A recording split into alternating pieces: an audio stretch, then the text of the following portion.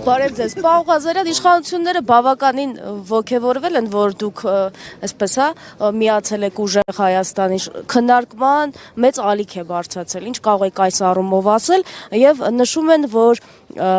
Սերժ Սարգսյանը իր կադրին է ուղարկել։ Ինչով են դա հիմնավորում, ասենք Սերժ Սարգսյանի հետ կապը։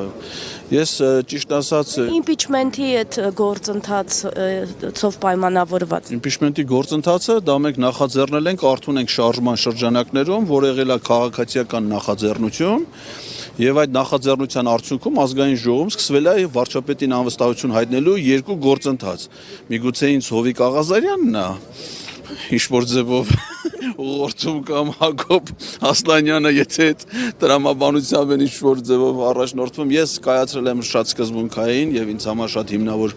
որոշում եւ կարծում եմ, որ այդ որոշումը որևէ մեկին չպետք է զարմացնել, որովհետեւ 20 թվականից սկսած ես եղել եմ Նիկոլ Փաշինյանի դեմ պայքարի բոլոր ընդդիմադիր շարժումների առաջնագծում, ով նախաձեռնել է որևէ տիպի շարժում եւ ես մտածել եմ, որ դա կարա հաջողության հույս ունենա, ես եղել եմ այդ շարժման մեջ եւ այս մեկ դեպքը բացառություն չէր կարող լինել։ Ես խորը վստահություն հարգանք ունեմ Սամվել Կարապետյանի նրա նախաձեռնած գործի նկատմամբ եւ փորձում եմ իմ համեստ կարողություններով նաեւ լինել այս շարքերում։ Եվ քանի որ դուք մասնագիտությամբ իրավաբան եք, հիմա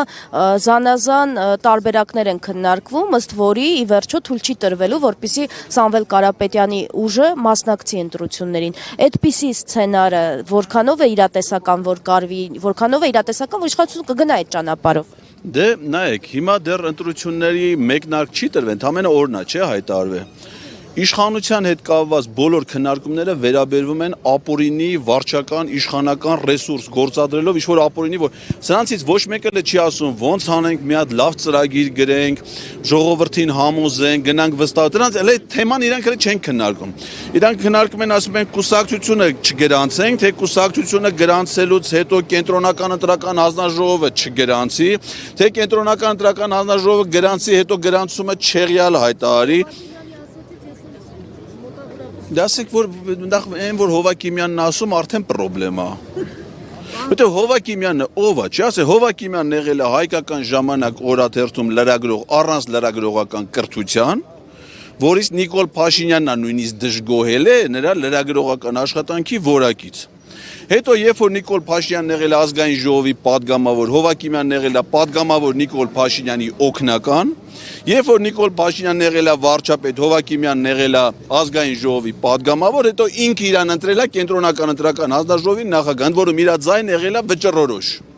Հիմա ասում եք Հովակիմյանը ասում է, այն որ ինքը ասում է արդեն վատ։ Իր ասածից ինչ հասկացաք, ինքը չի ասել, որ չթույլ տալու, որ մասնակցեն, նման հայտարարություն չի արել։ Դե ինքը խո չի ասելու, մենք հիմիկվանից սա իրանց պլանները խո միանգամից չի ասելու, բայց քանի որ այն որ ինքը ընտրական գործընթացների հետ որևէ կապ չունեցող, մասնագիտական կրթություն չունեցող մարդը ակնհայտ քաղաքական գործիչ է, զբաղեցնում է ապա քաղաքական պաշտոն, որը պիտի բոլոր քաղաքական ուժերի համար հավասար պայմաններով ընտրություն կազմակերպելու հնարավորություն ստեղծի։ Եթե ինքն այդ որոշում կայացնող, արդեն ինքը իր հանգամանքով կասկածի տակ է դնում այդ գործընթացի հիմնավորվածությունը օրինական։ Ղազարյան, խնդրում եմ ասեք, նայեք, ինչ դուք հայտարարել եք, ձեզ ասում եմ, որ դուք դավաճանել եք Սերժ Սարգսյանին։ Հիմա կասեք, դուք դավաճանել եք Սերժ Սարգսյանին եւ հաշվի առնելով, որ դուք իմպիչմենտի իջատագովներից եք, իսկ ուժեղ Հայաստանը գնում է ընտրության։ Հիմա դուք ո՞նց եք կարծում, իմպիչմենտն է ճիշտը, թե ընտրության գնալն է ճիշտը։ Նախ դավաճանություն եզրույթը իմ հետ որևէ դրվագով երբևէ իմ կյանքի ընթացքում չի առնչվել եւ չի կարող առնչվել ընդհանրապես։ Ես որևէ մեկին չեմ դավաճանել ընդհանրապես իմ կյանքում, ես գործում եմ իմ սկզբունքներին համապատասխան, իմ սկզբունքներին հավատարիմ։ Սերժ Սարգսյանի հետ իմ առնչությունները եղել է եւ կուսակցական իմաստով, երբ որ ես ժամանակին եղել եմ հանրապետական կուսակցության անդամ, իսկ հանրապետական կուսակցությունը իմ կուսակցական գործունեությունը դադարեցրել է կուսակցության խորհրդի որոշմամբ 12 տարի առաջ։ Երբ որ ես Լեհաստանում Հայաստանի դեսպան եմ, այսինքն այդ ժամանակվանից ես կուսակցական չեմ, օբյեկտիվ հանգամանքներով պայմանավորված։ Հետևաբար որևէ դավաճանության, որևէ բանի մասին խոսքել ավելորդ է։ Ինչ վերաբերում է իմպիչմենտի գործընթացին, ես կարծում եմ, որ դա շարունակում է մնալ մեր ներքաղաքական օրակարգի այս պահի ամենագլխավոր հարցը, գլխավոր թեման, եւ պետք է ամեն հնարավոր ջանք գործադրել մինչեւ հունիսի 7-ը Նիկոլ Փաշինյանին ազգային ժողովի կողմից անվստահություն հայտնելու համար։ Դա падգամավորների պարտականությունն է։ ոչ մի պարագայում չի հակասում, ավելին մեկը մյուսին լրացնում է, այսինքն այդ գործընթացի ակտիվ պահելը, այդ գործընթացի ակտիվ քաղաքական որակ հաղորդելը մեծապես անդրադառնալու է նաև քաղաքական մյուս process-ների վրա։ Ես մինչև հունիսի 7-ը Նիկոլ Փաշինյանին անվստահություն հայտնելու հնարավորություն են ազգային ժողովի падգամավորները, որովհետև իմպիչմենտ նրանք կարող են անել։ Եթե դա իրանց չհաջողվեց, ապա հունիսի 7-ին դա կանի Սամվել Կարապետյանը։ Դուք Քոչարյանին քննադատում եք, որ ընտրությունների մեջ է թաթախվել մինչդեռ իմպիչմենտի փողոցային ճանապարհով ճնշումների տարբերակ կար, դուք այդ տարբերակն եք ճիշտ համարում։ Հիմա դուք միացել եք մի թիմին, որը այսպես թե այնպես ընտրությունների է գնում եւ ամբողջ թափով ընտրական գործընթացի մեջ է։ Իրար դրանք լրիվ տարբեր իրավիճակներ են։ Օրինակ Սամվել Կարապետյանը ազգային ժողովի падգամավոր չի, հետեւաբար իրանից ոչ ոք չի կարող ակնկալել, որ ինքը վարչապետին կարա անվստահություն հայտնի։ Ռոբերտ Քոչյանը փաստացի առաջնորդում է Հայաստան խմբակցությանը, այսինքն չնայած ինքը խմբակցության падգամավոր չի, բայց խմբակցության падգամավորները ընդունում են իր իշխանությունը եւ նրանք չեն իրականացնում անվստահության գործընթաց, այսինքն այստեղ շատ էական տարբեր, այսինքն հնարավորություն ունենաս չանել անվստահության եւ գնաս ընտրությունների, դա այլ բան է, եւ հնարավորություն չունես անելու անվստահության գործընթաց ու գնում ես նրան այլ եղանակով հեռացնելու ջանքեր ես գործադրում, դա այլ բան է։ Եվ չի աղ Փողոցով կարող է ճնշմանի ենթարկել եւ պահանջել, որպեսզի խորհրդանական ուժերը այդ գործընթացը իրականացնեն։ Ցավոք սրտի մենք ունեցել ենք նաեւ այդ նախադեպը բացասական, երբ որ մայիսի 9-ին Բագրատ Սրբազանին հաջողվեց գեներացնել մի փողոց, որ աննախադեպ էր, որը տեսբան նույնիսկ 18 թվին չէր եղել, եւ ցավոք սրտի անգամ այդ ժամանակ ազգային ժողովի падգամավորները չնախաձեռնեցին անվստահություն հայտնելու գործընթացը։ Իշխանականները նաև չակերտա, որ ձեր սիրելի Պետրոս Ղազարյանն էր անդրադարձել ձեր ուժեղ Հայաստանի միանալու Տարոն Չախոյանը, ձեզ քննադատում այն, ասում են մի գրկից մի գիրք է թռնում, իմ գործընկերը ռիփսիմենտ տվեց, հա, իմպիչմենտի գործընթացի վերաբերյալ հարցը, ես կուզենայի դուք արձագանքեիք այս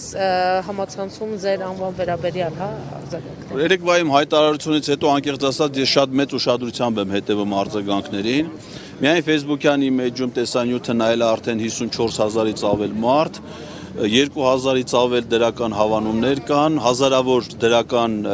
մեկնաբանություններ, մեծամասնան ողջունում են։ Պետրոս Ղազարյանը իհարկե բացառություն է, Տարոն Չախոյանը, մի քանի հոգի կան, որոնք այդ իմաստով բացառություն են։ Ես հասկանում եմ իրանց անհանգստությունը, մարդկայնորեն իրանց նաև կարեկցում եմ այդ իմաստով։ Իրանք միամիտ մարդիկ չեն, իրանք հիմարներ չեն, իրանք հասկանում են ընդհանրապես Սամվել Կարապետյանի շուրջ հասարակական կոնսոլիդացիայի հնարավորությունները, իրանց աչքով տեսնելով դրա պրակտիկ դրսևորումները, իրանք ավելի հիմնավոր են զգում այն անհանգստությունը, որ իրանք պետք է զգան։ Ես կարծում եմ այդ ջղաձգումները ավելի շատ միայն դրանով է պայմանավորված։ Իսկ ինչ վերաբերվում է իմ ստեղից մինտեղ գնալու, ես միշտ գտնվում եմ նույն վայրում արդեն 2020 թվականից։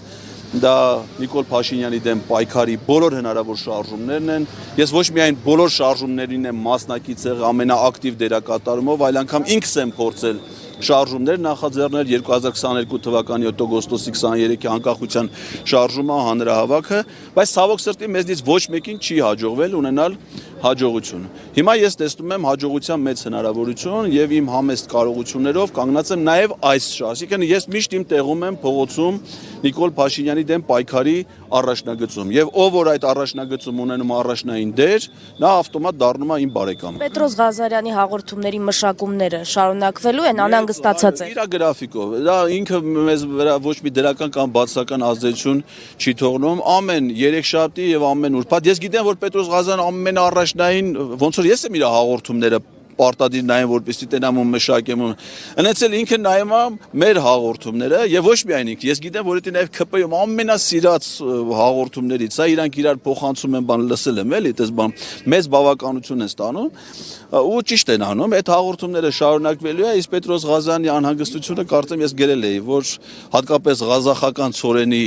ներմուծումից հետո ինքը ավելի լավ է, ավելի հանգիստ զբաղվի իր հիմնական գործով։ Ղազարյան, քանի որ ասեկոսները տարածվում են եւ շահարկվում են նաեւ այս հարցը, կուզեմ այս մասով էլ սպառեք, մասնավորապես ձեզ ասում են, որ ձեզ խոստացել են արտաքին գործերի նախարարի պաշտոնը, նման խոստումներ, բաներ դուք ստացել եք։